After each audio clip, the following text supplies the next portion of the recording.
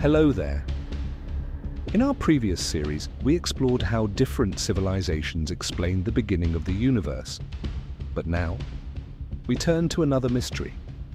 One that appears across cultures separated by thousands of kilometers and hundreds of years, a story of a world destroyed by water, a flood so great that it nearly erased humanity itself.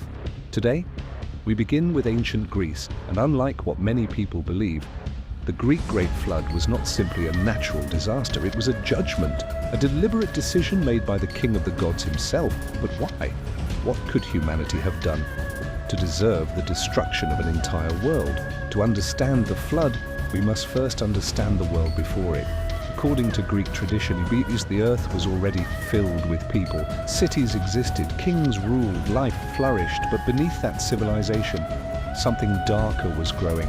Violence, cruelty, arrogance, and a complete disregard for justice. Among all these rulers, one name would become infamous: Lycaon, king of Arcadia. Some traditions describe him as proud, cruel, and determined to challenge the authority of the gods. Stories of his wickedness spread across the land. Eventually, they reached the ears of Zeus, the ruler of the heavens. Rather than act immediately, Zeus chose to investigate for himself. Disguised as an ordinary traveler, he walked among humanity. He saw suffering, he witnessed corruption, and he arrived at the palace of Lycaon. The king, however, did not believe his visitor was truly a god. He decided to test him, but his test would become one of the darkest acts in Greek mythology. According to the ancient tradition, Lycaon prepared a feast. Hidden among the food was the flesh of his own son. If the stranger failed to recognize it, then he could not be a god. But Zeus knew exactly what had been done. The deception failed. The insult was greater than simple disrespect. It represented the corruption of humanity itself. His anger shook the heavens. Lycaon was punished, and Zeus reached a terrifying conclusion. If humanity had fallen this far, perhaps it should begin again. So the decision was made. The skies darkened, clouds gathered across the world, rain fell without end, rivers burst their banks, the seas swallowed the land, mountains disappeared beneath rising waters, cities vanished, fields were lost, roads, kingdoms, entire civilizations were consumed by the flood.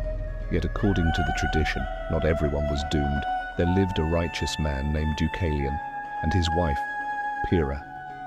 Warned of what was coming, they prepared a wooden vessel. As the waters covered the earth, they drifted across a world that had become an endless sea. For days, there was no certainty, only water, only silence, only survival. Then, the rain stopped. The waters slowly receded. Their vessel finally came to rest upon high ground. The old world was gone. But a new question emerged. How could humanity begin again when almost no one remained? The couple sought divine guidance. They were told to cast the bones of their mother behind them. At first, the words seemed impossible to understand. Then they realized their mother was the earth itself, and her bones were stones. They picked up stones and threw them behind their backs. According to the myth, the stones thrown by Deucalion became men. Those thrown by Pyrrha became women. Humanity was reborn. Whether understood as history, symbol, or sacred tradition. The Greek Great Flood tells a remarkable story, not merely of destruction, but of judgment, renewal, and the belief that even after the darkest catastrophe, a new beginning is possible.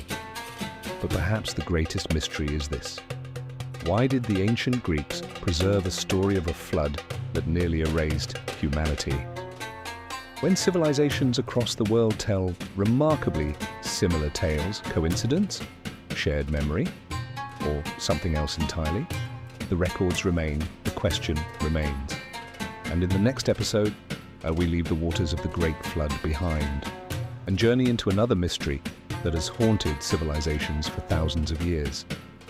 From the mountains of China to the temples of Mesopotamia, from the legends of Europe to to the myths of the Americas, one creature appears again and again, the dragon. Why did so many cultures, separated by vast oceans and centuries, describe giant serpent-like beings with remarkable similarities? Were dragons simply myths, symbols of humanity's deepest fears, or echoes of something long forgotten? The records remain. The question remains.